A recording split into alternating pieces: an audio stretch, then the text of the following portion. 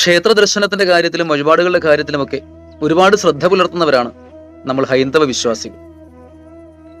ഇങ്ങനെ ക്ഷേത്ര വഴിപാടുകളൊക്കെ ചെയ്യുമ്പോൾ നമ്മൾ ഒരുപാട് നേർച്ച നേരാറുണ്ട്.